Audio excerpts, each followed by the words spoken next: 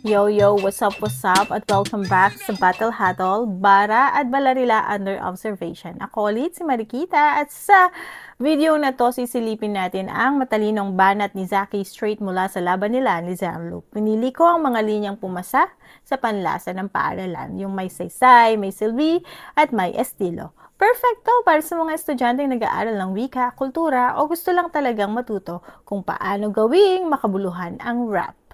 Kung iniisip mong pwede bang ituro ang flip-top sa classroom, Zaki bars might just help prove that it's possible. Let's go, round 1. Kung bibilangin ng suntok onte, kaya mahina tong manok nyo, chope. Matalinghaga nga ang kanyang lyrics. Ang tanong, yan ba'y mabisa? Ganyan magsalita yung mga alipin nung panahon pa ng Kastila.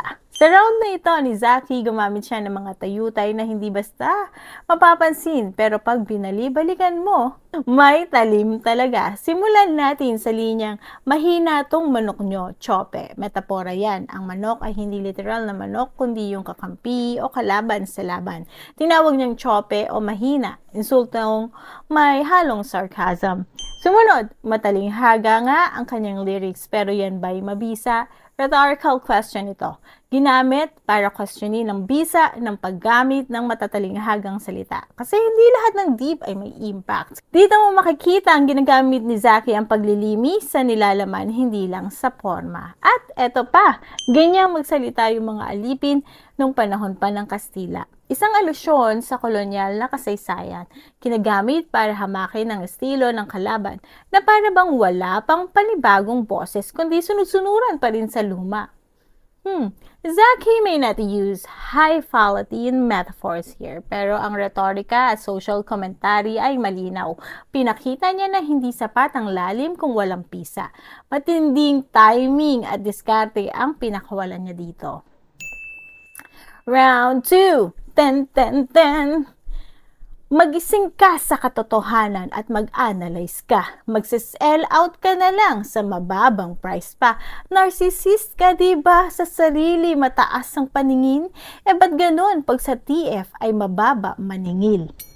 Isa sa mga linya ni Zaki na malupit ang tama, hindi dahil sa bastos, kundi dahil tinutumbok niya ang ugat ng pagiging totoo sa sarili. Sabi niya, magising ka sa katotohanan at mag-analyze ka. Ito ay paghahamon sa kalaban na magmuni-muni na wag puro yabang kundi tingnan ang realidad.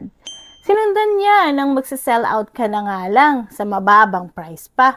Ito ay matinding irony. Ang salitang sellout ay insultong ginagamit ng mga artist na bumibitaw or bumibitiw sa prinsipyo, kapalit ng exposure o pera.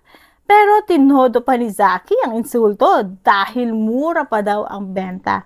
Tapos, narcissist ka, diba? Sa sarili mataas ang paningin. Dito gumamit si Zaki ng contrast. Pinakita niyang may contradiction. Kung mataas yung tingin mo sa sarili mo, bakit mababa yung tingin mo sa halaga mo? Diba? Isang rhetorical question ng huli ba't ganun pag sa TF ay mababa maningil, na nagbubukas ng mas malalim na diskusyon sa self-worth, credibility at integrity bilang artist. Makikita rito na si Zaki ay hindi lang nagbabara para mag-angat, kundi nagsusuri at naghahamon ng prinsipyo. Isa ito sa mga klaseng linya na pwedeng gamiting discussion sa classroom kung sakaling maging subject ang flip-top. Round 3! Dang! Kakaiba yung fetish nitong weirdong Makata kasi gusto niya daw buntisin yung tadhana. Nakikipaglandian sa bulaklak, nagpapayakap sa maligno, nagpapalambing siya sa hangin, makipagtanan sa anino. Ang bano ng concepts mo, bano ka pa dumura. So ano yung soulmate mo? Ligaw na kaluluwa? Isang matinding linya mula kay Zaki sa round 3 ang gumamit ng personifikasyon bilang sandata. Pero hindi para magpaka-poetic, kundi para mambasag. Sinabi niya gusto niya daw buntisin yung tadhana, makipaglandian sa bulaklak, magpalambing sa hangin. Lahat ito ay tayutay ng personification dahil binigyan niya ng emosyon at kilos ng tao ang mga bagay at konsepto. Pero hindi ito ginamit para magpakilig, kundi para kutyain ang kabuang aesthetic ng kalaban. Tinawag niya itong weirdong makata at ang suntok niya ay nasa form ng satire at hyperbole. Ang linya na, "Ano yung soulmate mo, ligaw na kaluluwa?" ay isang rhetorical punchline. Nakakatawa pero may patama sa pagiging masyadong metaphorical na nawawala na raw sa direction. Sa Balarila, maayos ang gamit ng pandiwa at may linis pa rin ang structure, pero ang pinakamalakas sa linyang ito ay ang creative insult na may halong tayutay at komentaryong pampanitikan. Literal naging malikhain ang pambabasag. At iyan ang mga napili kong linya ni Zaki na suwak sa standard ng bara at Balarila. Makita mo sa mga bara niya na may lalim, may wordplay at higit sa lahat, may aral. Hindi kailangan ng pang-iinsulto para tumama ang linya. Style at substance pa rin ang panalo. Kaya sa mga aspiring MCs at guru dyan, yes, flip top can be part of the curriculum kung tama ang pagpili at pagsara sa mga bara. This is Battle Huddle Season 2, Bara at Balarila under observation. Ako si Marikita at sa bawat linya may hatol. Peace, love, and progress. Kita-kits sa next battle review. Tayutay of the day.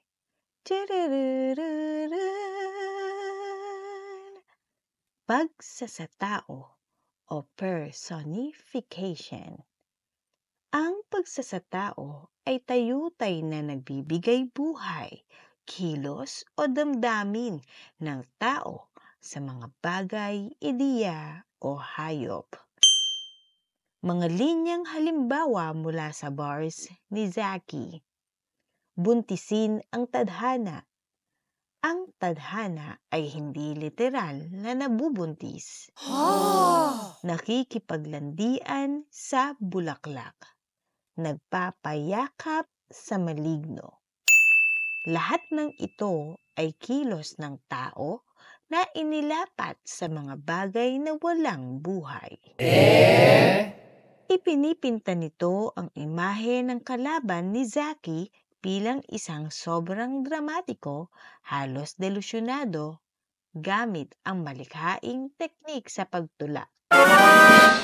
Tayutay of the day.